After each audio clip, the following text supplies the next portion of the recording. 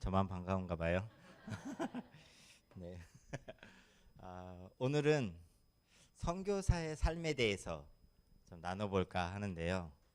선교사의 삶 어찌 보면 저를 좀 드러내야 되고, 선교사는 어떠한 삶을 살까? 혹시 궁금하세요? 선교사는 가서 어떻게 살까? 어떤 생각이 드세요? 선교사의 삶은 어떨까? 혹시 생각해 보셨나요? 여러분들 선교사의 삶은 어떨까라고 했을 때 혹시 이렇게 막 스쳐 지나가는 단어들이 있나요? 어, 고되다. 네, 고난의 삶. 뭔가 고생을 많이 하는 삶. 또 어떤 삶이 있을까요? 저희 둘째가 물어봤어요. 선교사의 삶은 어떤 거 같니? 그랬더니 이렇게 얘기하더라고요. 선교사는 이렇게 좀 생각하더니 떠돌이 얘기하더라고요. 여러분들은 어떤 생각이 드세요? 저희 큰애는 선교사의 삶은 어떤 것 같아? 끝이 없는 삶? 이렇게 자기만의 어떤 상을 가지고 어떤 이미지가 생긴 것 같아요. 선교사의 삶 얘기하면 뭐 고난, 고되다, 수고하는 사람, 뭐 끝이 없는 불안정한 삶, 미래가 보장되지 않은 삶. 선교사 중에 연금 낸 사람 거의 없을걸요. 노후 대책이 거의 없는 사람들, 뭐 외로운 사람, 외로운 삶을 사는 사람들, 뭐 증인의 삶, 뭐 여러 가지가 있겠죠. 또 어떤 게 있을까요? 선교사의 삶 하면 선교사는 뭐 복음을 전하는 사람이겠죠. 그래서 뭐 복음을 전하는 삶이 될 수도 있고, 또 어떤 삶이 있을까요? 뭐 생명을 나누는 삶, 그렇죠? 복음이 생명이잖아요. 제가 하루는 그 터키에서 이렇게 걷는데, 하나님, 제가 터키에서 무슨 일을 할 수 있을까요? 제가 너무 초라하게 느껴지는 거예요. 터키에 8천만 명의 사람들이 있는데 이 사람들에게 내가 무엇을 할 수 있을까요? 저 한 사람이. 그때 하나님이 저에게 이런 말을 하더라고요. 너에게 있는 가장 소중한 것을 주면 되지 않겠냐. 그게 바로 복음이었거든요. 이 복음은 믿는 모든 이에게 하나님이 구원을 주시는 하나님의 능력이거든요. 근데 이 생명을, 인간에게 가장 중요한 이 생명, 이거 주는 게 너가 정말 터키 사람들을 위해서 할 수 있는 최고의 것이지 않겠냐라고 얘기하시더라고요. 선교사는 생명을 나누는 삶, 복음을 나누는 삶, 이것이 정말 가치 있고 복되기 때문에 또 그런 삶을 살거든요. 또 어떤 삶이 또 있을까요? 가치 있는 삶, 그렇죠? 또 감사하는 삶, 만족하는 삶, 기쁨의 삶, 또 어떤 게 있을까요? 선교사 하면 이렇게 떠오르는 삶이 있으세요? 하나님과 동행하는 삶, 또 어떤 게 있을까요? 제가 한번 이렇게 저는 적어봤는데, 하나님의 인도하심을 받는 삶, 그게 선교사의 삶이지 않을까. 또 하나님을 알아가는 삶, 그리고 그와 함께 성장하는 삶, 하나님의 동역자의 삶, 하나님을 사랑하는 삶, 여러 가지를 적어봤어요. 이렇게 제가 떠오르는 대로 한번 이렇게 막 적어봤어요. 선교사의 삶이 어떨까. 이 막 적다 보니까 선교사의 삶은 어찌 보면 여정인데, 어떤 선교의 여정을 사는데 이 선교의 여정은 또 믿음의 여정이다. 또 이 믿음의 여정은 하나님을 신뢰하는 그 신뢰의 여정이다. 그와 함께 성장의 여정이다. 제가 터키 가서 선교사가 돼서 나갔을 때 배운 게 하나 있었어요. 저는 하나님을 위해서 하나님께 헌신해서 제 삶을 드려서 나갔는데, 나가서 보니 깨달아지는 것은 하나님이 저를 만들어가고 계시다라는 것을 알게 됐어요. 저를 만들어가지고 빚어가지시고, 그리고 또 하나님이 저를 성장시키시고, 하나님의 아브라함을 불러서 보내셨어요. 그리고 100세가 돼서 이삭을 바칠 때까지 그 여정이 있잖아요. 25년간의 여정을, 그 기간 동안 하나님의 아브라함을 성장시키셨잖아요. 저도 하나님이 불러주셔서 터키에 갔는데, 저는 하나님을 위해서 간다고 갔는데 하나님은 저를 성장시키고 계시더라고요. 그래서 하나님은 자신의 일도 하시면서 또 저를 또 성장시키시고, 저를 또 훈련시키시고, 더 나은 사람으로 하나님이 쓰시기에 더 좋은 사람으로 하나님이 키워가고 계시다라는 것을 너무 많이 깨닫게 되었어요. 그래서 제가 느낀 거는 정말 하나님은 위대하시다. 정말 아무것도 할 줄 모르는 저를 불러서 하나님이 사용하시기에 또 적당하게 하나님이 저를 만들어 가시고 성장시키셨다. 그게 저의 지금까지 20년의 여정이었다. 이제 생각이 들고, 그러면서 제가 정말 선교사의 삶은 하나님과 동행의 여정이다. 제가 이렇게 쭉 생각하다가 갑자기 어떤 생각이 들었냐면, 선교사의 삶은 붓과 같다. 붓이 악필인 사람한테요, 이 들리잖아요. 그러면요 아무도 못 알아보는 악필을 적어요. 남필을 하거나. 근데 명필이라든지 달필의 손에 들리는 순간 이 붓으로 쓰여지는 모든 것은 명작이 됩니다. 작품이 돼요. 하나님이 선교사의 삶을 저는 붓처럼 사용한다고 생각합니다. 하나님이 또 저를, 그리고 여러분을 정말 명필의 손에 쥐어진 붓처럼 사용하시기를 축복합니다. 네, 저 또한 하나님이 그렇게 사용하시기를 원하고, 정말 하나님의 손에 들려져 있는 붓, 그러면 하나님이 저를 통해서 정말 명작을 만드실 거라고 믿습니다. 에베소서에 하나님이 우리를 만드신 바라라고 얘기를 하죠. 거기서 만든다는 것은요, 예술가가 하나의 작품을 만드는 거예요. 그러면 하나님이 우리를 한 작품으로 만들까요? 우리의 인생이 그분의 작품입니다. 하나님의 손에 들려진 것은 그분의 작품으로 하나님이 보여주실 거예요. 우리 안에 그리스도, 그분의 이름을 담고 있잖아요. 그러면 우리가 빛나야 하나님이 빛나겠죠. 그러면 우리를 하나님이 그분의 작품으로 만드실 겁니다. 이게 바로 선교사의 삶의 정의지 않을까. 저는 이런 삶을 살고 싶어요. 그리고 이런 삶을 하나님이 살아왔다고 저한테 얘기해 주시는 것 같았어요. 그래서 저희 모두가 명필의 손에 쥐어진 붓이 되기를 축복합니다. 선교사의 삶을 또 보면 저희가 이렇게 생각할 수 있을 것 같아요. 선교사의 삶은 예수님을 본받는 삶이다. 우리의 삶은, 성도의 삶은, 우리의 모델은 늘 예수님이셔야죠. 예수님은 선교사의 모델이 되기도 합니다. 그분은 파송돼서 이 땅에 오셨죠. 구원자가 되기 위해서. 구원자가 되기 위해서는 죽으셔야 했고 그 대가를 치러야 됐습니다. 그래서 고난을 받기 위해서 오신, 파송된 한 분의 구원자였죠. 그래서 파송됐고 이 땅에 오셔서 성육신적인 삶을 사셨습니다. 하나님이 인간이 되셨어요. 정말 놀라운 사건이죠. 이 놀라운 사건으로 예수님은 신의 형상에서 인간의 형상으로 태어나셔서 인간의 모습으로 사셨어요. 이게 선교사가 선교지에 나가서 삼아야 되는 모델이기도 합니다. 그리고 그분의 사역은 모든 선교사의 모델이고 또 우리가 반드시 따라가야 하는 하나의 모습입니다. 그리고 그분이 하신 것이 우리가 또 해야 될 일인데, 그게 바로 제자를 삼는 일이었고, 또 우리 또한 그 제자들을, 예수님의 제자를 삼아서 또 그들을 파송하는 것이 저희들의 해야 될 선교사들의 일입니다. 그러면 선교사의 삶을 좀 단계별로 좀 이제 해보면, 먼저 하나님이 불러주셔야겠죠. 부르심이 먼저겠죠. 그리고 그 부르심 안에서 선교사는 준비를 하게 됩니다. 그렇죠? 그리고 나서 파송을 받습니다. 파송을 받으면 어디로 가요? 현지로 가겠죠. 선교지에서의, 그러면 선교사의 삶이 있겠죠. 그 선교지에서 선교사의 삶은 여러분의 삶과 비슷합니다. 이 일상의 연속이요, 사실 선교의 삶이기도 합니다.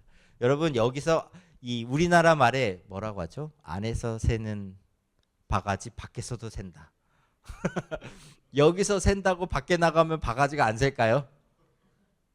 여기 한국에서는 막 바가지가 새. 근데 해외 나가면 바울처럼 한 번에 될까요? 안 돼요. 여기서 기도 안 하는데 선교지 가면 기도할 것 같으세요? 기도 안 하거든요. 여기서 어떠한 신앙생활을 하느냐, 그게요, 여러분들이 선교지에서의 생활하고 반드시 연관이 있습니다.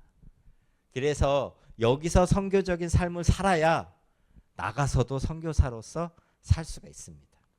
거기에 가도 똑같이 하나님과 개인적인 관계를 맺으면서 그 영적인 삶을 살게 됩니다. 그리고 가족 공동체적인 삶을 또 삽니다.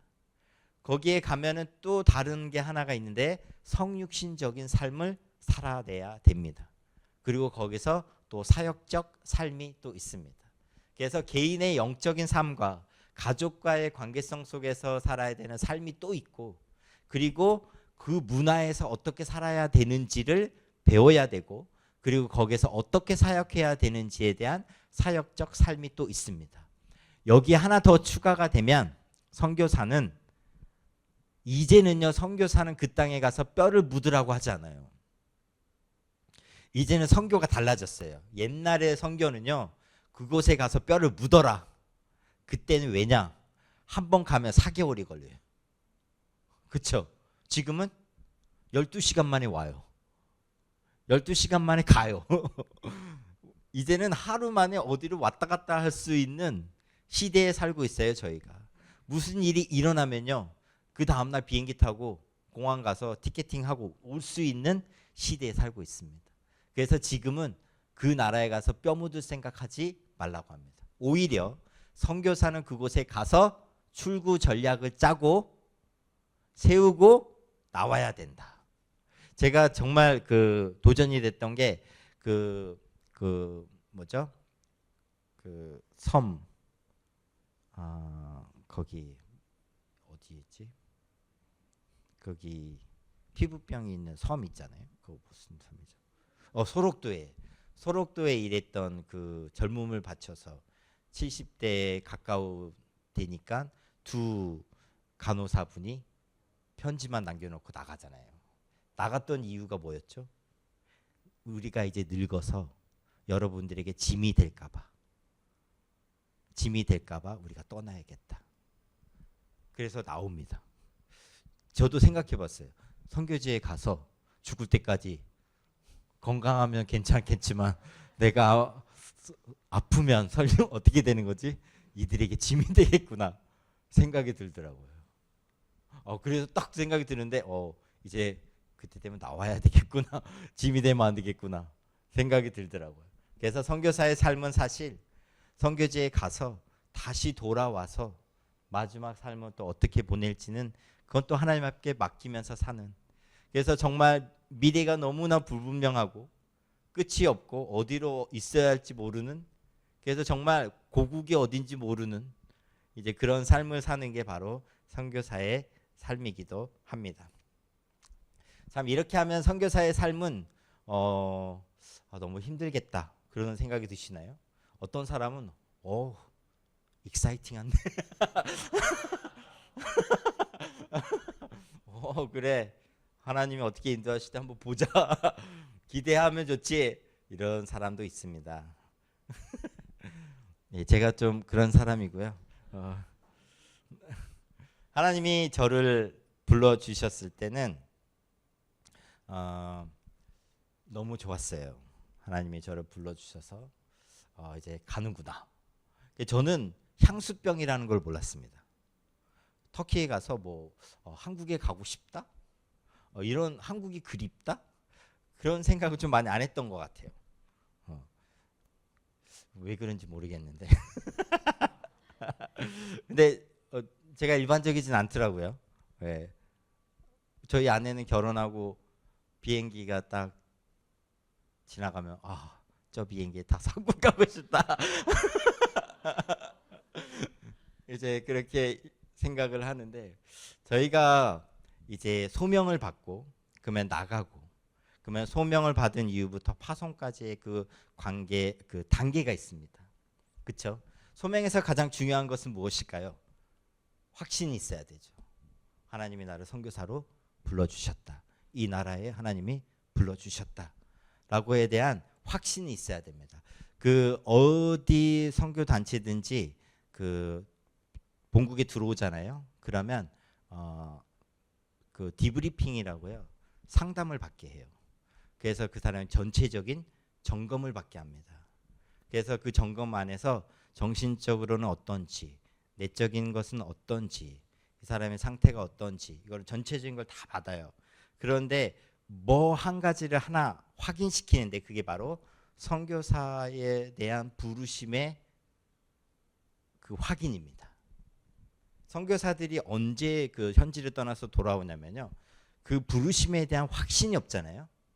그러면요 그 땅을 언제든지 떠날 수 있어요.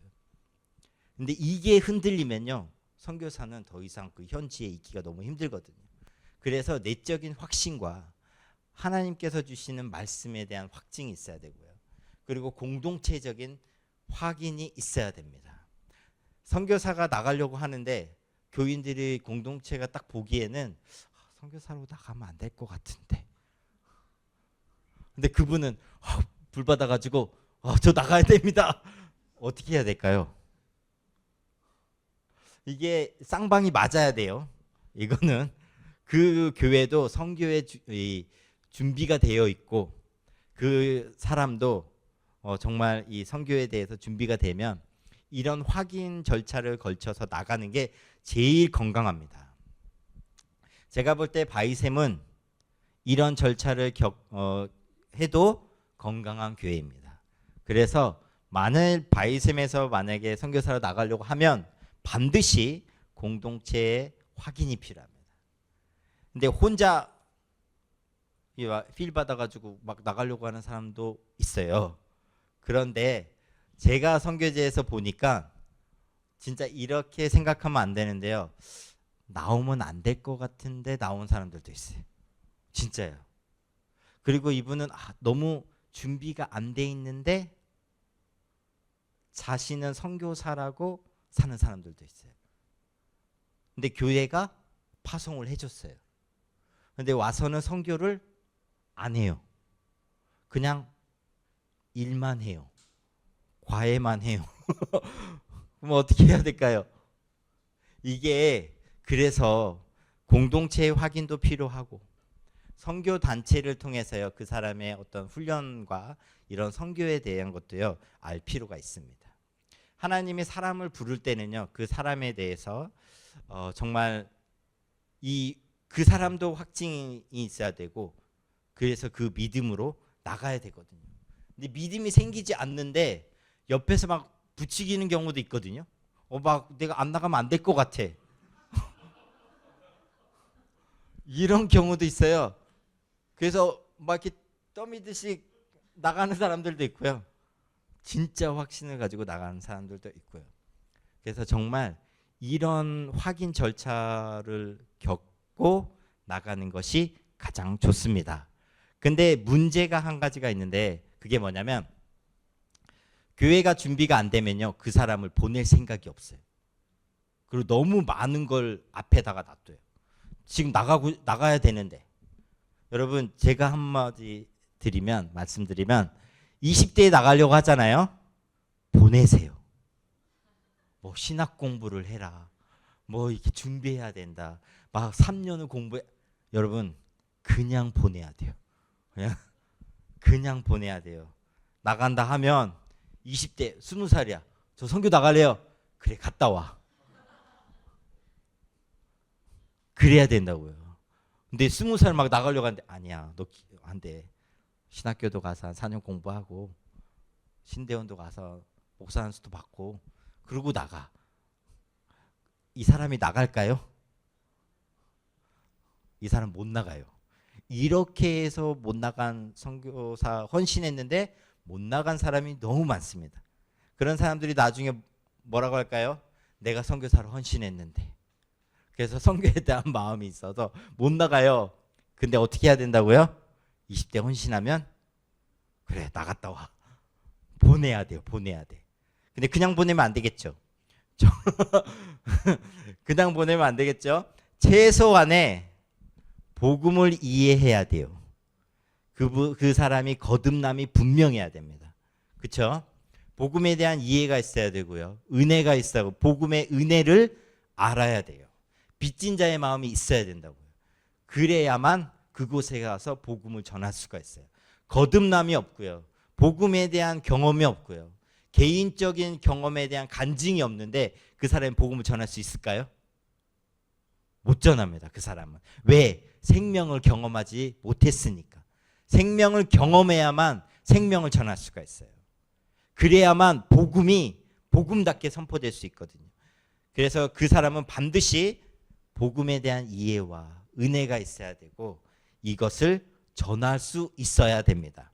그러면 적어도 이러한 훈련은 받고 보내야 되겠죠. 그러면은 갈 수 있습니다. 이런 과정을 거쳐서요. 순종을 하는데요. 여러분 하나님이 불렀을 때 우리가 어떻게 순종해야 될까요? 저희 아이들에게 저희가 순종을 가르칠 때 어떻게 가르쳤는지 아세요? 저희는 체벌을 애들을 저희가 훈육할 때 주걱으로 했어요. 나무 주걱. 그래서 늘 가방에 나무 주걱을 가지고 다녔어요. 근데 아무도 보지 않는 곳에서. 그렇죠. 여러분 앞에서는 절대 하지 않아요. 근데 잘못했다. 뭐 백화점에서 잘못했다. 그러면 화장실로 얘기 좀 하고 오자.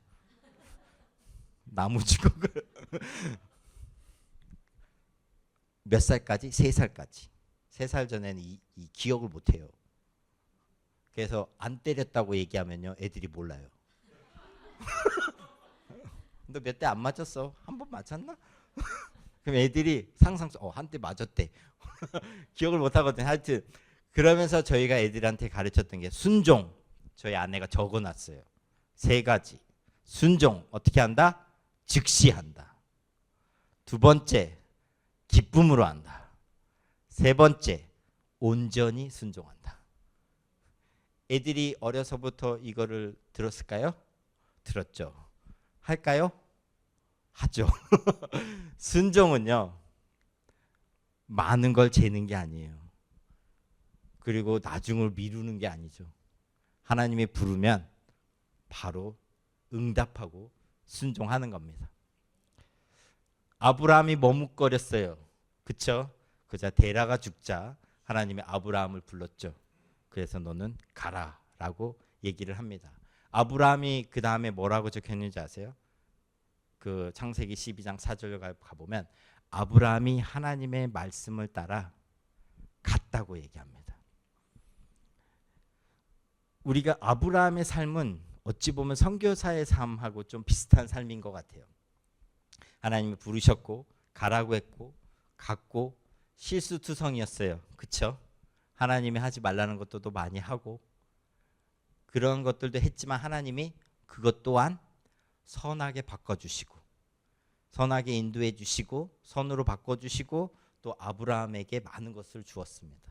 어찌 보면 인간적인 입장에서 아브라함이 사라를 줬다는 거는요 왕에게 사라를 줘버렸어요. 그럼 이거는요 진짜 물을 수 없는 건데 하나님이 이걸 어떻게 바꿔버려요? 아브라함에게 부를 주죠. 그렇죠? 사라를 주니 파라오는 뭘 줬어요? 재물을 줬죠. 저는 그날 아브라함이 우울증에 걸렸을 것 같아요. 밤에. 이거를 기뻐해야 되나 슬퍼해야 되나. 부자는 됐는데 옆에 있는 부인이 없어. 정말 그에게는 엄청난 근데 하나님이 그것 또한 선으로 바꿔주시잖아요. 그걸 통해서 아브라함이 부자가 되잖아요. 그렇죠? 하나님이 정말 그의 인생을 실수투성이지만 어떻게 선으로 인도하셨는지를 보여주는데 그게 바로 선교사의 삶이지 않을까. 저희가 냄새나는 사람들이죠. 선교사도 냄새나는 사람일까요? 맞습니다. 선교사도 약한 점이 있고 선교사도 실수할 수 있고 할 수 있거든요. 근데 그것 또한 하나님이 선으로 바꿔주신다는 거예요. 저는 순종은요 하나님의 은혜에 감사함으로 하는 순종을 하나님이 받으시는 것 같아요. 우리가 하나님 앞에 순종할 수 있으면요 그것은 바로 하나님을 신뢰하고 있다는 증거입니다. 그렇죠? 우리가 신뢰하지 않으면 하나님의 말씀에 순종할 수 있을까요? 없습니다. 그래서 우리가 만약에 하나님의 말씀에 순종할 수 있다면 하나님 그렇게 하고 있다면 우리가 하나님의 은혜에 감사함으로 순종하고 있고 그분을 신뢰하기 때문에 우리가 순종할 수 있습니다. 여기서부터는 정말 하나님이 불러주시고 또 우리가 순종의 여정으로 파송까지 받게 됩니다. 그쵸? 넘어가도록 하겠습니다. 다음에 넘어가면 저 가운데 열기구가 있어요. 열기구. 제가 찍었거든요. 한번 틀어주시겠어요? 여러분 이거는 가파도키아에 오면 이거를 볼 수가 있습니다. 탈 수도 있고 저기서 열을 왜 확 주는지 아세요? 열기구가 높이 올라가려고. 뜨거운 온도는 열기구를 위로 올려줘요. 근데 열기구가 이 공 안에 이 온도가 밖의 온도보다 낮아지잖아요. 그러면 열기구 아래로 내려와요. 열을 주면 올라가고 차갑게 하면 내려가는 원리거든요. 그러면 열기구는요 상하로 움직여요. 위아래로. 그래서 열기구가 이 횡으로 움직이려면요 바람에 의해서 움직이게 됩니다. 그래서 이 공기의 높이마다 풍향이 달라지기 때문에 그거를 조절하면서 운전을 하거든요. 모터가 없기 때문에 열기구는 철저히 이 바람에 의해서 움직이는 것이 바로 열기구입니다. 우리의 삶이 선교사의 삶도요 이런 삶이에요. 하나님이 인도해 주지 않으시면요 살 수가 없어요. 또 하나님이 인도해 주시는 곳에 가서 사는 게 바로 선교사의 삶이기도 합니다. 그럼 이것을 나가기 위해서는요 첫 번째 하나님과의 관계 훈련이 필요합니다. 그 선교지에 나가면 가장 필요한 게 뭔지 아세요? 혼자 영적인 삶을 살 수 있어야 돼요. 이게 무너지잖아요. 그러면 선교사는 더 이상 선교를 할 수 없어요. 그래서 우리가 무인도에 혼자 떨어졌어요. 영적으로 하나님으로부터 공급을 받아야 되는데 이 공급을 받을 수 있어야 되거든요. 그래서 이 관계 훈련을 반드시 하고 나가야 됩니다. 이게 없으면 정말 힘들고 선교가 계속되어지기 어렵습니다. 그리고 두 번째는 말씀드렸다시피 복음에 깊이 있는 이해가 필요해요. 주관적인 이 개인적인 신앙 간증이요 객관적인 복음으로 또 전해지거든요. 근데 개인적인 간증이 없는데 객관적인 복음은요 그냥 객관적인 복음이에요. 그거는 영향력이 없어요. 이 복음 성경이 내게 안 되면요 이거는 아무런 영향력이 없습니다. 하나님의 말씀으로 다가오지 않는데 이게 영향력이 없죠. 근데 이게 하나님의 복음으로 하나님의 말씀으로 받아들여지기 시작할 때 이게 우리의 삶을 변화시키는 거거든요. 그런 것처럼 복음을 완전히 그 사람이 이해해야만 가르칠 수 있고 그거를 이해시킬 수가 있고 말할 수가 있습니다. 성령을 경험하지 못했는데 성령을 설명할 수 있을까요? 못하죠. 거듭남을 경험하지 못했는데 거듭남을 설명할 수 있을까요? 못하죠. 은혜를 못 경험했는데 은혜를 설명할 수 있을까요? 못하죠. 그래서 복음에 대한 이해가 필요합니다. 선교는 근데 여기서 끝나지 않아요. 선교는 나가서 복음만 전한다고 끝나나요? 안 해요. 그 다음에 이 사람을 어떻게 가르칠지도 중요합니다. 어떻게 제자를 삼을지가 중요합니다. 그래서 선교사는 기본적인 소양 가운데 하나가 복음을 전할 수 있고 복음을 가르칠 수 있어야 됩니다. 제가 선교를 그만두려고 했던 이유가 바로 이거였어요. 가자마자 6개월 만에 제가 돌아오려고 했거든요. 이유가 뭐냐? 제가 복음을 잘 몰라요. 복음을 몰라요. 성경을 못 가르치겠어요. 아는 게 없으니까. 체계적으로 성경을 배워본 적이 없었던 거예요. 그래서 제가 너무 나는 선교사로 준비가 안 돼 있다. 복음을 몰라도 너무 모른다. 성경을 모른다. 하나님에 대한 경험은 있지만 성경을 어떻게 설명해야 될지 모르겠고 제가 말했거든요. 성경을 청년들한테 가르쳐야 된다. 그랬더니 저보고 성경을 가르치래요. 우리는 말한 사람이 해야 되거든요. 그 내가 어떻게 해요? 좀 모르는데 성경이 읽혀지네. 그 책 하나 사가지고 공부하고 가서 가르치고 공부하고 근데 이해가 안 돼. 그러니까 내가 뭔 말하는지도 모르겠고 하여튼 너무 헤맸어요. 힘들었죠. 그러니까 이런 준비가 안 돼 있던 거예요. 근데 정말 선교를 나가려고 하는 사람이면 이런 것들은 그래도 준비를 하고 나가야 된다. 아무리 젊어도 이 정도는 하고 가야 된다. 짧으면 좋겠죠. 예, 하나님이 특별한 은혜를 줘서 단시간에 배울 수 있는 은혜를 주실 겁니다. 여러분 길게 잡지 마세요. 그래서 이 준비가 끝나면 하나님이 보낼 겁니다. 저희 아내가 선교를 제가 먼저 갔고 아내가 단기 선교를 왔다가 제가 아내를 보고 첫눈에 반했는데 아내가 이제 돌아갔죠. 근데 그동안 저한테 메일을 보냈어요. 선교사님, 제가 그때 선교사였으니까 그 팀을 맡았거든요. 선교사님, 제가 터키를 가려고 하는데 뭘 준비해야 될까요? 보냈어요. 제가 뭐라고 했을까요? 그 답변을 좀 늦게 하긴 했지만 그때는요. 뭐 준비할 거 없어요. 그냥 나오시면 돼요. 뭐 영어를 좀 배워볼까요? 영어 필요 없는데. 뭘 준비해야 될까요? 저도 몰랐던 거예요. 뭘 준비해야 될지.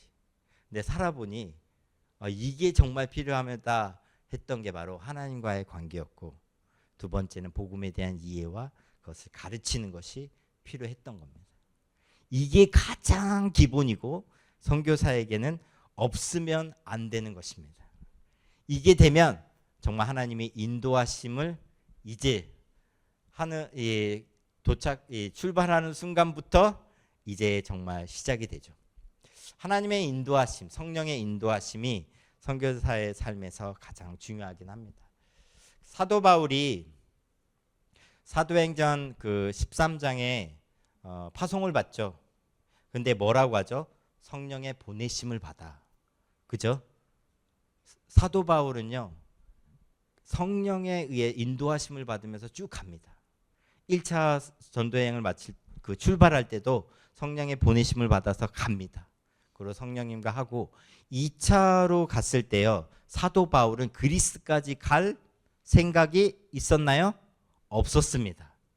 1차 전도여행 때 전도했던 그 전도지에 가서 거기에서 사람들을 양육하기 위해서 그 사람들을 돌보기 위해서 출발했거든요. 근데 하나님이 어떻게 해요? 길들을 다 막으시죠. 성령님이 인도하시죠. 그 사도 바울이 비두니아로 가려고 하거든요. 근데 성령이 어떻게 해요? 막으시죠. 그래서 예수의 영이 성령님이 인도해 주셔서 어디로 가요? 그리스도로 가죠. 비두니아가 이스탄불이거든요. 이스탄불 그 끝이 비두니아 끝이 이스탄불 카디쿄이예요. 그래서 그 비두니아로 이스탄불로 가려고 했는데 그 길을 막아버리신 거예요, 하나님이. 그래서 에게이로 와서 거기서 배 타고 그리스로 넘어간 겁니다. 근데 이걸 누가 했어요? 근데 거기에 와서 마게도냐인의 환상을 보잖아요. 그러면서 글로 넘어가죠. 그래서 성령의 인도하심을 받으면서 사도 바울이 이 선교의 선교를 하게 됩니다. 하나님의 계획은요 반드시 이루어집니다. 우리가 불순종을 하든 어떻게 하든 그 얘가 요나예요. 요나는 하나님이 원하시는 정반대 방향으로 가죠. 근데 하나님이 그를 어디까지 다시 보내요? 니느웨로 가게 만듭니다. 그것에 가서 니느웨를 구원하죠. 하나님의 일은요 반드시 이루어지고 하나님의 계획은요 반드시 이루어집니다. 하나님이 어떻게 저희들의 삶을 인도하시냐면 정말 저는 저의 삶을 이렇게 봤을 때요 하나님이 나를 이렇게 인도해 주셨구나 라는 것을 너무 많이 알게 돼요.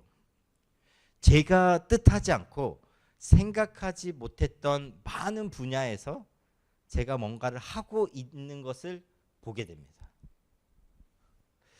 정말 하나님의 손에 쥐어진 붓이라고 얘기했잖아요. 하나님의 작품이 된다는 거는요 너무 진짜 익사이팅해요. 하나님이 어떻게 인도해 주시는지. 제가 한국에 있는 대학을 그만뒀거든요. 제주대학교를. 제가 터키에 가자마자 제가 오늘은 좀 간증을 이 선교사의 삶이잖아요. 네. 그래서 어떻게 하나님이 인도해 주셨는지 정말 하나님의 인도하심은요 정말 하나님이 신실하신 분이시다. 뒤돌아보면 알게 되는 오늘에 서 있는 자리를 보면서 하나님의 작품이구나. 하나님의 손길이 있었구나. 이것을 보는 게 우리의 복 아닐까요? 저희가 정말 그거 하나 있으면 저는 성공한 삶이지 않나 라는 생각이 듭니다. 저는 제주대학교를 2학년까지 다니고 휴학을 했어요. 그리고 제가 그때 공익근무를 해서 공익근무하다가 터키에 단기 선교를 가게 됐고, 돌아와서 제가 2월에 제대하고 3월에 터키로 나갔어요. 터키로 나가서 1년을 하나님 앞에 바쳐서 나갔는데, 하나님이 헌신에 대한 것을 다시 한번 얘기해 주면서 1년을 나한테 드리는 게 아니라 너의 평생을 나한테 줘야 된다. 이유가 뭐냐? 헌신, 여러분 우리 이렇게 고백을 많이 하죠. 하나님, 저의 인생은 당신 것입니다. 맞나요? 아멘. 네, 아멘. 네, 아멘 하면 빼달복도 못해요. 아멘 하는데요, 제가 1년을 하나님 앞에 들여놓고 나머지 제 삶은 제 거였어요. 그래서 하나님이 그거를 딱 집어주면서, 너 왜 내가 너한테 새로운 생명을 줬고 네 생명 네 거 아니고 내 건데 왜 1년만 나한테 드리려고 해서 너의 인생을 다 드리냐 하냐. 너 인생 네 거 아니잖아, 내 거잖아. 그래서 하나님이 그래요, 맞습니다. 그래서 제가 진짜 담백하게, 그래요, 맞네요 주님. 그러면 주님 1년 아니고 내 인생 주님께 드리겠습니다 해서 바로 제주대학교 자퇴냈어요. 왜? 테러를 만들면 안 되니까. 내가 제주대학교로 틈만 나면 뒤를 보면서 저로 돌아가야지. 진짜 그래서 자퇴해버렸어요. 그래서 가족이 통지서가 갔겠죠, 집에. 요셉아, 자퇴했냐?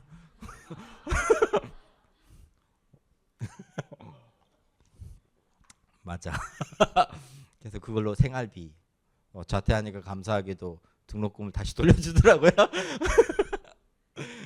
그래서 그걸로 생활비하고, 한 달 후에 저희가 교회를 신고를 했어요. 여기서 예배드린다고 경찰서에. 그 다음 주에 경찰들이 왔어요.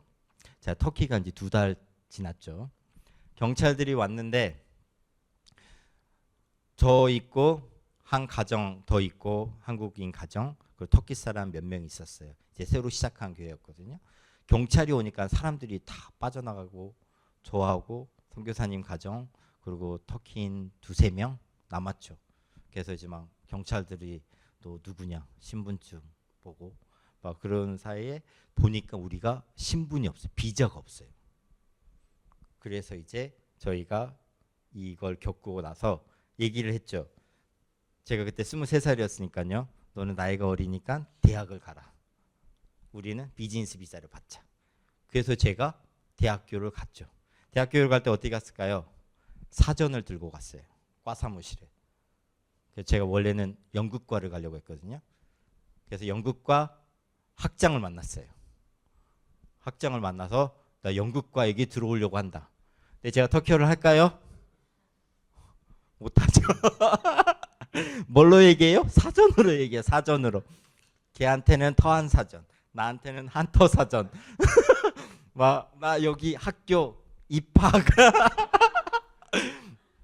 근데 제가 문을 두드린 학교가요, 터키에서 손꼽히는 예술학교였어요.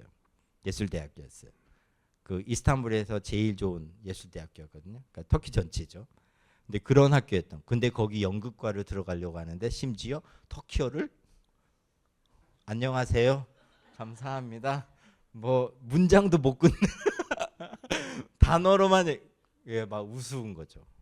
근데 그 사람이 제가 기계체조를 했다는 것을 듣고 그러면 현대무용과를 들어가라. 그리고 3학년이 되면 편입을 해라. 진짜 배우고 싶으면 연극과로. 그래서 제가 그 말을 듣고 솔깃해서 그렇게 하겠습니다. 그래서 이제 과 사무실 갔더니 나 여기 들어가려고 한다. 시험 보고 어떻게 들어가냐 했더니 대학 시험 보고 오래요. 언제? 6월에. 2개월 남았어요. 그래? 알겠어. 몇 점? 그랬더니 40점을 맞아야 된대요. 그래서 이제 제가 그래 알겠습니다 하고 이제 왔는데 제가 진짜 공부를 안 했어요. 제가 그래서 일주일을 터키인에게, 교회 다니는 터키인에게 방정식을 배웠습니다. 그래서 방정식을 배운 일주일 배웠어요. 일주일. 그 친구 나한테 뭐라고 했냐면 이 공식 있잖아, 공식. 그 외우고 가. 그 일주일을 제가 배웠어요. 그래서 이제 시험을 봤는데 진짜 공부를 안 했겠죠. 몇 점 맞았을까요, 제가? 그때 딱 41점을 맞았어요. 그래서 그걸 들고 과 사무실을 가서 나 41점 맞았는데 뭐 해야 되냐? 실기 시험을 준비해라. 실기 시험이 솔로를 하나 준비해야 되고요. 그리고 거기 수업을 참관해야 되고 뭐 여러 가지 다 해야 돼요. 근데 제가 현대문을 했을까요? 안 했죠. 근데 현대문을 안 했는데 시험을 보러 갔어요. 근데 제가 찬양하면서 월십 댄스를 했죠. 그랬더니 특이한 놈이 들어왔네. 그랬더니 손을 쓰지 말고 발로만 해보라고 해서 제가 주님 어떻게 하면 좋을까요? 그랬더니 그 전주에 교회에서 인생이라는 스킷을 했었어요. 그래서 그게 확 떠올라서 제가 발로만 인생을 표현하는 그걸 했어요. 그래서 태어나서 기 있다가 일어나서 조금씩 넘어져서 일어나고 청년의 시절에 뛰다가 넘어지고 빨리 일어나고 뭐 하다가 점점 늙어서 일어나지 못하는 이제 그래서 죽는 이제 그런 걸 이제 했죠. 하나님이 계속해서 영감을 주셔서 결국은 그 시험이 끝나자마자 교수가 그런 말 했었어요. 이제 인터뷰도 다 했거든요. 인터뷰도 제가 터키를 얼마나 하겠어요? 이제 3개월 지났는데 터키 온 지. 그래서 다 끝나고 10월에 학교에서 만나자 그러더라고요. 그래서 바로 입학 그 합격 통보를 받고 그때 대학을 들어갔습니다. 대학을 들어가서 알게 된 거는 이 학교가 손꼽히는 학교였구나. 알게 됐죠. 지금도 제가 다른 연극 대학교에 가서 가르칠 때 어디서 나왔냐 그러면 제가 그 학교 나왔다 그러면 우러러봐요. 오 그래요. 그 우리 들어가지도 못하는데 들어가 보니 그런 학교였어요. 하나님이 그래서 대학교를 가게 됐고 제가 대학교를 4년 만에 졸업했거든요. 4년 만에 졸업했을 때 과 사무실에서 뭐라고 했냐면 외국인이 4년 만에 졸업한 거 처음 본다 그랬어요. 그만큼 졸업하기 어려운 학교였는데 제가 왜 졸업을 빨리 하게 됐냐면 대학원이 대학교보다 학비가 싼 거예요. 그래서 그러면 내가 대학교를 계속할 필요가 없지. 그래서 빨리 졸업하고 4년 만에 대학원을 가서 대학원을 14년 만에 제가 졸업했어요. 터키에 있는 대학원을. 그것도 하나님이 제가 그만뒀어요. 대학원을. 여기 와서 공부하고 2008년도에 다시 들어갔는데 하나님이 들어가자마자 어떤 일들이 일어났냐면 국가적으로요. 학교를 피치 못해서 그만둔 사람들, 학비를 못 내서 경제적인 것들, 뭐 여러 가지 상황 속에서 학교를 그만둔 사람들을 다시 학교에 다닐 수 있는 면제부 같은 걸 줬어요. 다 돌아오세요. 그동안에 있었던 학비 못 낸 거 있잖아요. 다 그 뭐죠? 탕감. 그래서 아무런 것도 안 내고 그냥 이번 학비부터 내면 그게 제가 10월에 들어갔거든요. 10월 10일 날 2010년 10월 10일 여기서 파송받고 나갔잖아요. 12월에 이 법이 나옵니다. 1월에 제가 학교를 갔더니 그래서 그때 학비만 딱 내고 3월부터 다시 학교를 들어가게 됐죠. 그래서 그 대학원을 제가 2024년에 마칩니다.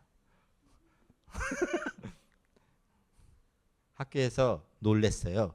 하나님이 어떻게 사용하시냐면요. 진짜 하나님이 인도하시면요. 저는 계속 학교를 포기했어요. 왜냐? 사역을 하려 보니까 학교가 시간이 없는 거예요. 그래서 맨날 한 과목 신청하고 그 한 과목도 겨우겨우 크레딧 그거 받고 학점 받고 그거를 14년 동안 받아야 할 학점을 다 받은 거죠. 근데 논문을 써야 되고 근데 정말 하나님이 어떻게 해주냐면요. 코로나 때문에 6개월 연장시켜주고 코로나 때문에 1년 연장시켜주고 그래서 논문을 다 마치게 됩니다. 그래서 하나님이 대학교도 졸업시켜주시고 대학원도 졸업시켜주시고 그러다 보니까 하나님이 대학교에서 가르치는 강사가 되게 해주고 있다 보니까 여기 와서 신학 공부도 하고 나중에는 목사가 됐어요. 선교사가 됐어요. 대학 강사가 됐어요. 또 있다 보니까 댄서가 됐어요. 현대무용수가 된 거죠. 현대무용수가 됐다 현대무용을 가르치는 또 이제 뭐 교수 같은 사람이 된 거예요. 또 뭐 제가 뭐 통역원도 했어요. 그러니까 막 터키에서 안 해본 게 없죠. 가이드도 했어요, 제가. 여러분, 제가 왜 터키 역사를 많이 아는 줄 아세요? 제가 뭐 이렇게 그게 가이드를 해서 그래요. 그 가이드가 하나님이 저를 터키를 배우게 하려고 가이드도 하게 하고 여러 그 직업을 경험하게 하기 위해서 군부대도 보내고 저기 섬유 쪽으로도 보내고 저기 뭐 전시회 있으면 박람회 있으면 거기 부스 책임자로도 보내고 책 박람회 하면 제가 가면은 한국 그 맞거든요. 그럼 여자 중학생들이 와가지고 저한테 사인 받고 갔었어요. 제가 그때 사인을 너무 많이 해줘가지고 하여튼 정말 하나님이 여러 가지로 저를 인도해 주시고 거기에 맞게끔 하나님이 인도해 주시고 하나님이 빚어가는 것이요 정말 신기한 것 같아요. 하나님이 어떻게 사용하시는지는요 정말 그 길을 걸어가 봐야만 아는 것 같아요. 근데 그거를 걸어가 보지 않으면요 우리의 믿음을 시간 안에 이렇게 던져봐야 시간이 지나면 그 믿음이 실제가 돼요. 근데 던져보지 않잖아요. 그러면요 실제도 없어요. 아무것도 일어나지 않아요. 근데 제가 알고 이 길을 갔을까요? 저는 제 머릿속에요. 제가 터키에서 어떤 생각을 했냐면요. 제가 설교를 하면 사람들이 반응을 해요. 제가 가르치면 그래도 사람들이 그래도 잘 가르치네 얘기해요. 그리고 이제 그 세일이한테도 세일이가 제가 강의하면 성경을 이렇게 가르치면 앉아서 있었거든요. 저랑 또 같이 가고. 그러면은 사람들이 세일아 아빠를 자랑스러워해야 돼. 이런 사람 없어. 터키에 가르치는 사람이 없어요. 한국에 있으면 제가 뭐 그렇게 인기 있지 않겠죠. 터키는 사람이 없거든요. 그러니까 먹어줘요. 먹고 들어가는 게 있어요. 제가 터키에서는 목청 좋고 나름 노래 잘한다 그래요. 근데 여기서 하면 이런 음치가 없어. 터키에 가면 제가 막 목소리가 큰지 뒤로 쳐다봐요. 새로운 사람이 오면 누구지?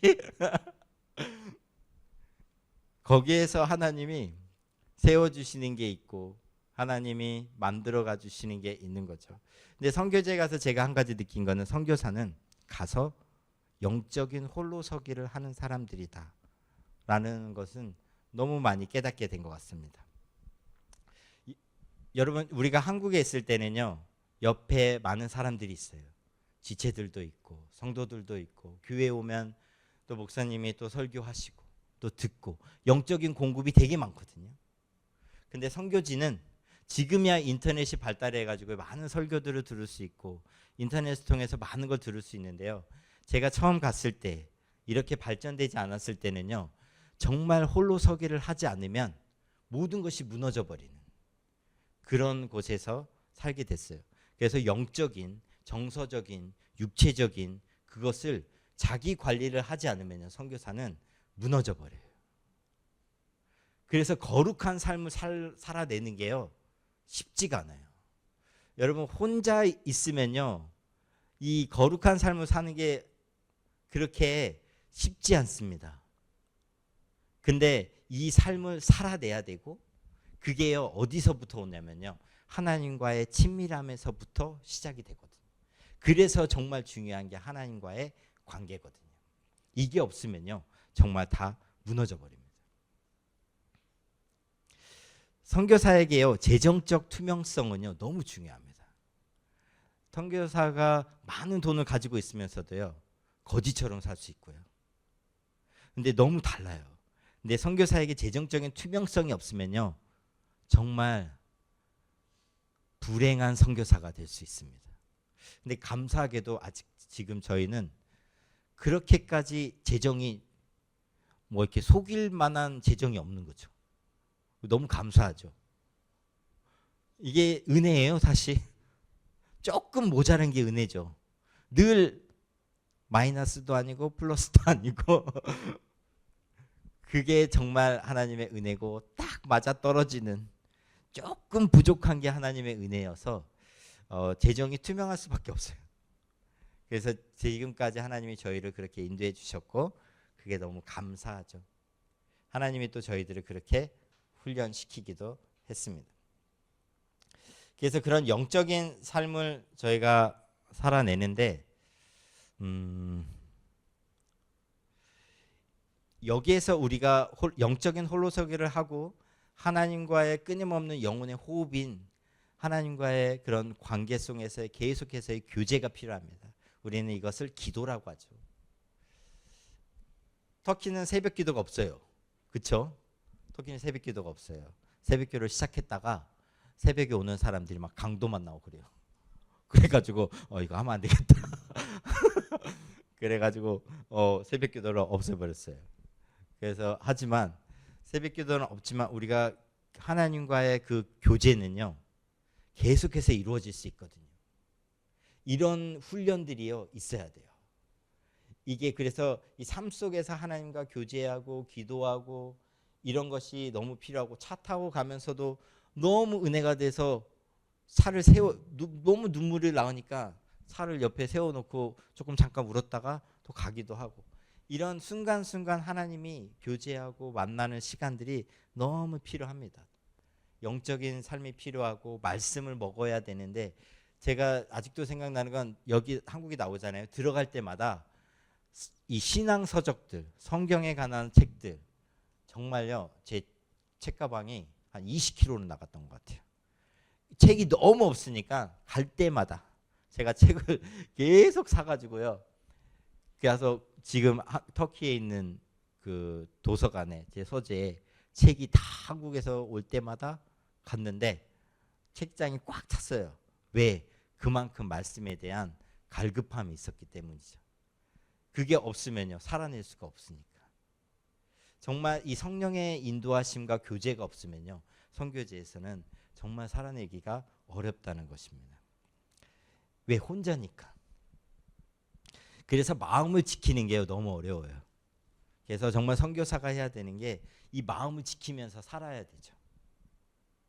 그리고 향수병과 싸워야 돼요. 그렇죠? 그래서 향수병에 가장 가까운 그 해결 방법은 한국 음식을 먹는 거죠. 그래서 우리 아직도 생각나는 게요. 아내가 임신을 했어요. 세일이 임신을 했을 때 뭐가 먹고 싶냐? 두부가 먹고 싶대요. 근데 두부를 못 구해요. 없어요, 두부가. 그래서 제가 한인 식당 가가지고 한인 식당도 멀어요. 그래서 가서 우리 아내가 임신했는데 두부 한 모만 살 수 없겠습니까? 그래서 너무 애처로웠는지 두부 한 모를 그냥 주시더라고요. 없어요. 제가 여기 와서 마트 와서 한국 와서 제일 놀라는 거 콩나물이 왜 이렇게 싸? 너무 싸. 2,000원이면 이만큼 싸. 근데 이런 것들이 없다 보니까 향수병과 예전에 그 여자 선교사님들이 그 향수병을 고치기 위해서 뭘 받는지 아세요? 한국 드라마였어요. 우리 집에요 CD를 보내줬는데요. 주몽 아직도 생각나요. 50편까지 보내줘가지고 제가 CD를 계속 환상의 커플 CD를 보내줘요. 저희 매형이 그거 보내줘가지고 그거를 밤새도록 본 기억이 있어요. 끝날 때까지 며칠을 보면서요. 사실 이게 현지에서는요. 이런 향수에 대한 갈급함이 너무 근데 지금은요 많이 없어졌죠. 왜냐? 이제는 너무 가까워졌죠. 그래서 문제예요 또. 이제는 사역 안 하고 요거만 볼 수 있거든요. 장단점이 있어요. 우리가 개인적인 하나님과의 관계성 속에서 선교는 시작이 됩니다. 근데 두 번째로 우리에게 필요한 것은 가족 공동체적 삶이 또 선교사에게는 있어요. 선교사에게 가장 아픈 손가락이라고 해야 될까요? 그거는 바로 자녀인 것 같아요. 자녀의 이 부모로서 자녀를 바라보는 마음은요, 다 똑같을 것 같아요. 다 자녀가 잘 되기 원하고, 자녀가 정말 하나님 앞에서 귀하게 자라기를 원하고. 근데 이제 그것을 선교사들은 잘 해줄 수가 없어요. 근데 저희가 가정을 생각하면서 생각했던 것은 먼저 하나님의 나라가 우리 가정 가운데 임하기를 기도했어요. 그리고 두 번째는 우리 가정이 교제 공동체가 되었으면 좋겠다. 세 번째는 사역 공동체가 되었으면 좋겠다. 그래서 이게 저희 가정의 기도 제목이었습니다. 그래서 제가 이 사진을 한번 어디 갔는데 이게 사진이 있더라고요. 전시가 되어 있어서 제가 찍어놨었는데, 저희가 가족이 개인이 있고 배우자가 있고 자녀가 있습니다. 정말 선교지 나가잖아요. 저의 가장 친한 친구는 누굴까요? 배우자죠. 제 아내죠. 저의 아내의 가장 친한 친구는 누굴까요? 배우자, 남편이죠. 아내가 누구한테 가서 얘기를 해요? 그러면 저한테 와서 얘기를 해요. 그러면 제가 막 판단하겠죠. 그러니까 아내가 뭐라고 해요? 자기는 듣기만 해.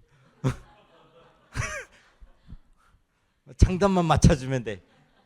아, 그건 아닌 것 같은데. 아니야. 듣기만 해. 선교지에서 그래서 제가 가장 복으로 얻은 거 아내인 것 같아요. 우린 떨어지면 안 되거든요. 우리는 같이 가야 되고. 그래서 늘 가장 친한 친구, 배우자였지만 지금은 친구가 되고 동역자가 되고, 이 길을 함께 가는 그런 공동체가 돼가는 게 선교지입니다. 근데 선교지에서 누구 때문에 제일 기국하는지 아세요? 배우자입니다. 배우자, 특별히 선교지에선 여성들이 아내들이 우울증에 걸려서 돌아오는 경우도 되게 많아요. 왜냐하면요, 선교지의 아내분들은요 똑같이 선교사입니다. 선교사로 나가요. 사역자로 나가요. 근데 지고 있는 짐이 너무 많아요. 왜냐? 나가면요, 저희 아내가 처음 와서 지금 생각해보면 이렇겠구나 생각이 드는, 이해가 되는 게 뭐냐면, 처음 와서 문화 적응해야 돼요. 문화 충격. 또 새로 결혼해가지고 터키에 왔어요. 결혼에 또 적응해야 돼요. 그렇죠? 신혼에 적응해야 되지. 터키에 적응해야 되지. 또 그러다 보니 근데 재정이 없어. 아내가 뭐 했겠어요? 유치원 가서 일했어요. 그럼 유치원 그것도 일해야 되지. 문화 적응해야지. 언어 배워야 되지. 또 유치원 교사해야 되지. 사역해야 되지. 이게 너무 많다 보니까요, 이 짐이 너무 많아요. 육아에다가 여러 가지를 다 하려다 보니까요, 배우자들이 번아웃이 많이 와요. 그리고 그것을 감당하지 못하니까, 사역자인데 감당하지 못하는 그 부담감 때문에요, 마음이 너무 아파하고 하나님 앞에서 좀 무가치하다고 느껴지는 것들이 너무 많은 거예요. 이제 그러다 보니까 너무 이제 배우자는 힘들어하고, 자녀들은 거기에서 어떻게 해야 돼요? 문화 적응해야 되죠. 학교 가야 되죠. 학교 가면 또 어떻게 돼요? 거기 가면 또 이제 외국인이죠. 그러다 보니까 자녀들은 또 타문화권에서 양육을 해야 되고, 저희 자녀들은요, 우리나라가 터키인 줄 알았어요. 우리가 막 얘기하잖아요. 그럼 터키를 얘기할 때 우리나라 얘기했었어요. 그래서 큰애들은 뭐래? 우리나라는 한국이야. 근데 로이나 조에는 이제 커갈 때 뭐라고 하냐면 우리나라, 터키 이제 막 얘기하죠. 그러다 보니까요, 타문화권에서 자라면서 정체성이 막 혼란이 옵니다. 그래서 가끔 한국에 안 오잖아요. 그러면 한국이 몰라요. 한국을 모르면서 살고, 그러다 보니까 여기가 내가 한국 사람인가 터키 사람인가, 터키 사람하고는 다르게 생겼는데 나는 한국어를 쓰고 있고, 나가면 터키 말을 하고 있고, 이 사람들은 나를 외국인으로 보고 있고, 이 여러 가지가 막 섞이면서요, 정체성에 많은 혼란이 옵니다. 그러면서 이제 학교를 어디로 가냐? MK 스쿨을 가냐? 아니면 진짜 어떤 선교사님들은요 독일로 보내요. 독일에 있는 그 MK 스쿨 기숙사로 보내버려요. 거기서 중고등학교를 나오기도 하고, 어떤 분은 한국에 있는 대안학교에 보내기도 하고, 부모는 선교지에 있고, 이제 기러기 선교사님이 되는 거죠. 이제 그렇게 되는 선교사님도 있는데 저희는 그거는 아닌 것 같아요. 그래서 저희가 선택한 것은 우리는 사역 공동체다. 우리는 선교 공동체다. 이제 그렇게 하면서, 그래서 어떤 게 필요하냐면요. MK들이 한국에 나왔을 때요. 한국과의 연결이 필요해요. 그래서 한국에요. MK 캠프들이 열리고 있어요. 1년에 한 번씩. 그래서 이번에 감사하게도 조회하고 기쁨이가 이제 신청을 했거든요. 되면 MK들이 1년에 한 번씩 거기에 다 모여요. 그러면 전 세계에서 와서요. MK들이 여기에서 한국을 돌아봐요. 그래서 이제 수련회도 하고 한국도 탐방하고, 이제 이런 모임들이 왜 그러냐면요. 필요하거든요. 왜냐하면 얘네들은 한국과의 연결고리가 없어요. 그래서 이제 그런 가족과 이 공동체적인 삶이 너무 필요한 게 선교지입니다. 한번 넘겨주시면, 저희가 그러다 보면요. 선교도 같이 하게 됩니다. 거기에서 한국 문화를 가르쳐야 되고, 한국인으로서 정체성도 가르쳐야 되고,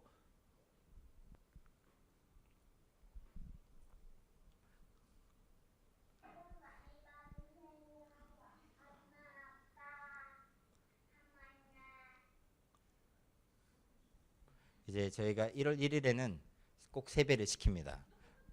애들은 이제 돈 받으려고 세배를 이제는 너무 좋아하고요. 그리고 애들이 이제는 교회 사역을 저희는 함께 해요. 신방도 함께 가고, 그러면 이제 어디 간다, 신방 간다, 그럼 애들하고 함께 가서 만나고, 그리고 교회도 같이 오고, 같이 와야 되니까요. 놔두고 올 수가 없으니까. 또 한번 두 번째 거 틀어주시면.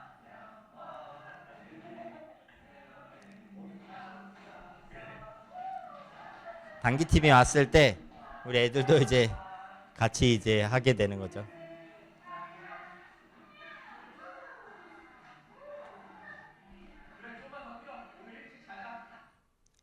예, 다음 것도 틀어주시면. 선교지는 악기가 너무 없습니다.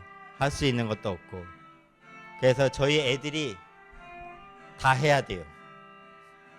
그래서 할 수 있는 거 총동원해서, 그러면 저는 기타 치고, 아내는 피아노 치고, 기쁨이는 바이올린 치고, 세일이는 클라리넷을 불고.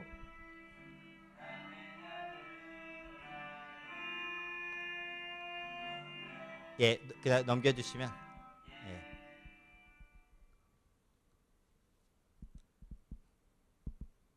예, 조금만 더 넘겨주시겠어요?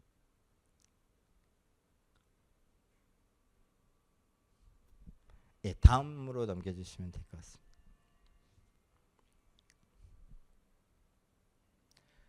네, 애들 사진인데요. 로이는 자기만한 빵을 먹어요. 예, 터키 빵이거든요. 예, 아침마다 먹는. 예, 저 빵 하나 사서 온 가족이 함께 먹는데, 애들은 터키 문화권에서 자라요. 그래서 오히려 한국 문화보다 터키 문화가, 선교지 문화가 더 자연스럽고 더 받아들이는데 수용성 있게 하죠. 거기에서 애들이 자라는 거는 참, 어떨 때는 눈물이 나기도 하고, 어떨 때는 감사하기도 하고, 그리고 하나님이 정말 특별하게 애들을 지금 키우고 있구나.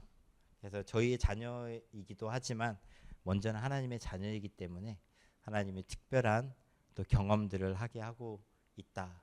근데 아이들이 참 어려움들이 참 많이 있습니다. 그래서 MK들 정말 특별하게 봐주셨으면 좋겠어요. 그래서 너무 특별하게 막 하지는 않았으면 좋겠고, 특별한 관심은 애들한테 부담스러워요. 그래서 참 그거 알고 같이 기도해 주시면 애들은 너무 좋을 것 같고요. 시간이 많이 지났는데 제가 빨리빨리 하겠습니다. 세 번째는요, 성육신적인 삶을 살아야 됩니다. 성육신적인 삶은요, 예수님이 이 땅에 오셨죠. 인간이 되셨죠. 인간의 문화를 배웠나요? 유대 문화를 가지고 오셨죠. 그래서 유대인처럼 사셨습니다. 유대인의 아버지의 직업을 가지게 됐었고요. 그래서 유대인들의 언어를 사용하게 됐어요. 선교지에서 가장 성육신을 잘했다. 뭘까요? 외국인이 우리나라에 왔어요. 얘는 진짜 한국 사람 같아. 어떨 때 그러나요? 맞아요. 우리처럼 말을 할 때, 얘 진짜 한국 사람 같은데? 우리가 하는 표현을 너무 잘해요. 그거를 뉘앙스도 다 알아요. 이 사람은 정말 한국 사람 같다. 터키 사람들이요, 선교사를 딱 봤을 때요, 이 사람하고 같이 사역을 해야겠다 할 때 첫 번째로 보는 거 언어예요. 이 사람이 언어를 잘하냐? 이게 잘하는 게 우리의 뉘앙스나 어떤 우리 문화적인 것을 가지고 얘기하는지 안 하는지 정확하게 봅니다. 그래서 성육신의 삶에서의 가장 중요한 것은요, 언어를 배우고 또 그들의 문화를 존중해 주는 겁니다. 저희가 다음 주에 문화와 이 복음이 어떠한 관계성에서 해야 되는지를 저희가 좀 더 자세하게 볼 건데요. 하여튼 성육신적인 삶은요, 우리가 첫 번째 단계는요, 허니문 단계가 있어요. 그게 뭐냐? 우리가 터키 선교지에 가잖아요. 너무 설레요. 근데 1개월, 3개월 정도 지나면 허니문의 단계가 조금씩 벗겨지면서 현실에 직시하게 되면서부터 무섭다, 어렵다, 이제 그런 상황이 되면서 문화 충격을 받게 됩니다. 문화 충격은요, 정말 힘듭니다. 그리고 그것을 그 다음에는 그 문화를 수용하고 적응하는 단계를 갖고 통합적인 단계를 갖는 것이 성육신적인 삶입니다. 근데 이것을 반드시 겪어야 될까요? 겪어야 되고 선교사가 피하면 안 되고 반드시 해야 되는 것이 터키의 그 선교지의 문화 적응이고 성육신적인 삶입니다. 다음 주에 제가 이 부분에 대해서 조금 더 나누도록 하겠습니다. 마지막으로는요, 사역적 삶인데요. 사역적 삶은 말씀드렸다시피 복음에 대한 이해가 필요합니다. 그 복음을 전해야 되고, 두 번째는 제자의 삶을 살아야 돼요. 저희가 사역지를 가서 실수하는 거 한 가지 있습니다. 그게 뭐냐? 현지인들을요, 낮게 보는 경향이 있어요. 왜 그러냐면 나는 선교사, 너는 현지인. 선교지에 있는 현지인, 나는 선교사. 선교사는 누구? 하나님의 대사. 나는 여기를 가르치러 왔어. 그러면 너는 가르침을 받아야 돼. 그래서 이 영적인 우월감으로 현지인들에게 다가가는 경우가 많습니다. 그래서 사역자가, 선교사가 나갔을 때 이 부분들을요, 정말 조심해야 됩니다. 현지인들을요, 동역자로 봐야 되고요, 협력자로 봐야 되고요. 터키 리더들도요, 어떨 때는 선교사들이 낮게 봐요. 그래서 근데 요즘은 어떻게 되는 줄 아세요? 거꾸로 터키 선교를 배우려면 선교사가 현지 목회자 아래 들어가서 사역을 배워야 돼요. 이게 맞죠? 그렇죠? 터키 목회를 모르는데 어떻게 사역을 하겠어요? 근데 그런 영적인 우월감 때문에 선교사들이 현지인들과 같은 높이에서 동역하면서 사역을 안 하는 것이 문제입니다. 현지인들과 동역을 해야 되고, 이것을 하기 위해서는 겸손과 섬김과 자기 낮춤과 이런 것들이 반드시 필요하고 그들의 친구가 돼야 됩니다. 그래서 늘 선교사는 우리는 망하고 현지인은 흥해야 된다. 그래서 현지인들이 더 드러나야 되고 세워져야 되고 그들이 할 수 있게끔 도와줘야 된다. 그래서 우리는 여기에 눌러 앉으려고 온 것이 아니다. 우리는 여기서 나가려고 온 것이다. 그래서 반드시 이 생각을 하면서 동역을 해야 됩니다. 선교사는 동역해야 되고 협력해야 됩니다. 선교사는 혼자 하잖아요. 일을 다 망쳐버려요. 혼자 일을 하면 어떻게 될까요? 교만해지고요. 또 이 사람은 어떤 얘기를 하게 되냐면 이 일을 내가 이뤘다라고 얘기를 합니다. 그러면 하나님이 싫어하겠죠. 그래서 하나님이 그렇게 놔두지 않습니다. 그래서 사역적인 삶에서 정말 열정이 필요하고 동역이 필요하고 하나님의 인도하심이 필요하고 하나님과의 동행 속에서 사역을 해야 되는 게 선교사의 사역적 삶입니다. 선교사는요 정말 개성이 강한 사람들이에요. 그리고 열정이 있는 사람들이 옵니다. 불은요 잘못된 열정은 사람을 태워 죽여요. 그쵸? 근데 모세에게 나타난 떨기나무의 그 불은요 태우지 않아요. 우리의 열정은요 사람을 죽여버릴 수 있어요. 하나님의 열정은요 사람을 살립니다. 근데 우리가 가끔 착각해요. 내 열정을 하나님의 열정으로 생각하고 착각하는 경우도 아주 많습니다. 그래서 제가 배운 것은 나의 열정이 아니라 하나님의 열정으로 하나님의 뜻이 있는 곳에 내가 하는 것이 정말 중요하다는 것을 알게 됐어요. 그래서 이제 그런 열정을 해야 되는데 이것을 할 때 사역을 할 때 정말 중요한 것 하나, 그것은 바로 마음을 지키는 게 정말 필요하다. 마음을 지키는데요 우리가 실패했을 때 마음을 지켜야 되거든요. 그렇죠? 마음이 우리가 관계적인 어려움 그리고 전도에 실패했을 때 여러분 그 기분 아세요? 내가 막 전했는데 또 뭐라는 거야? 하나도 못 알아듣겠어. 막 정말 열정을 가지고 막 하는데 하나도 CR도 안 막혀. 너무 막 진짜 이게 막 이 전도의 실패감, 사역에 내가 전도하러 왔는데 전도를 못해요. 전도가 안 돼. 막 이 전도의 실패감, 사역의 실패함, 막 관계적인 어려움들 막 들어올 때 우리가 이 마음을 지켜내는 게요 정말 중요하다는 것을 알게 됐어요. 근데 제가 터키에 가서 정말 크게 회개한 적이 2번 있었던 것 같아요. 그게 뭐였냐? 첫 번째 그게 똑같은 경우였는데 성공했을 때 제가 회개했어요. 사람이요 뭔가를 했는데 이뤘어요. 근데 그때 어떤 마음이 드냐면 교만이 찾아옵니다. 그때 이게 이 영광을 하나님 앞에 돌려야 되는데 이 영광을 내가 취하려고 하는 이 교만한 마음이요 계속해서 들어와요. 이 마음을 지켜내지 못해 가지고 제가 하나님 앞에 무릎 꿇고 기도했던 적이 있었어요. 그래서 정말 마음을 지켜야 할 때는 내가 무언가를 했다라고 착각했을 때, 그때 정말 뭔가를 했다라고 했을 때, 뭔가 막 이루어졌을 때 제가 그때 마음을 더 많이 지켜야 되는구나 라는 것을 알게 됐습니다. 그래서 선교사에게 있어서 하나님이 정말 기름 부어주시고요, 하나님이 그 사람을 통해서 일하실 때가 있어요. 그게 막 진짜 강하게 느껴질 때가 있거든요. 근데 그때 정말 우리가 마음을 지켜야 되는 거죠. 우리가 언제 좀 넘어지죠? 제가 보니까요 간증한 다음에 사람이 많이 넘어져요. 예, 시험에 들어요. 간증하는데 막 성령 충만해서 막 간증했는데 그 다음에 막 시험에 들어요.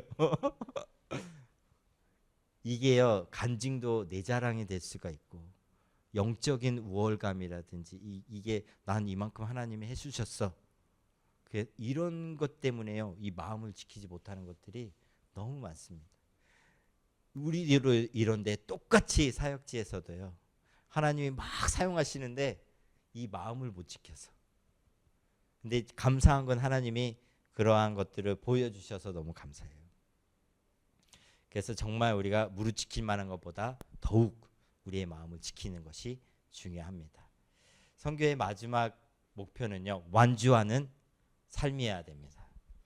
저는 완주하고 싶어요. 이거를 정말 하나님이 기뻐하시는 방법으로 신실함으로 완주하고 싶어요. 그게 제가 이 선교를 하면서 마지막 남은 20년을 완주하고 싶은 마음이 있어요.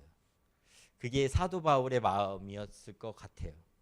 이것을 내가 완주하겠다. 내가 이것을 완주하고 하나님이 나를 위해서 준비한 그 면류관을 내가 받겠다. 그것을 위해서 달려가는데 저에게도 동일한 마음이 있습니다. 하나님이 나에게 주신 사명, 그것을 마치기까지 내가 그것을 이 은혜의 복음을 증언하는 일을 마치기까지 내 생명도 조금도 귀한 것으로 여기지 않겠다고 했던 사도 바울의 마음이 조금은 알겠어요.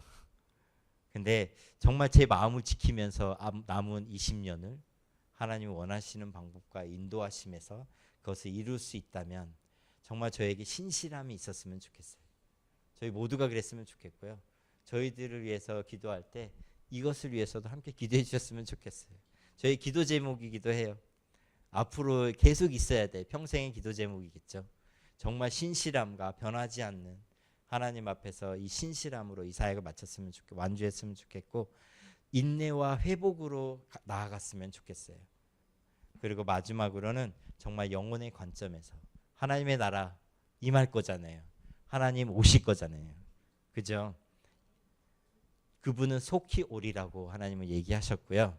승리하는 자에게 견디는 자에게 하나님이 마지막으로 주시겠다고 했던 그 상을 받기를 원합니다.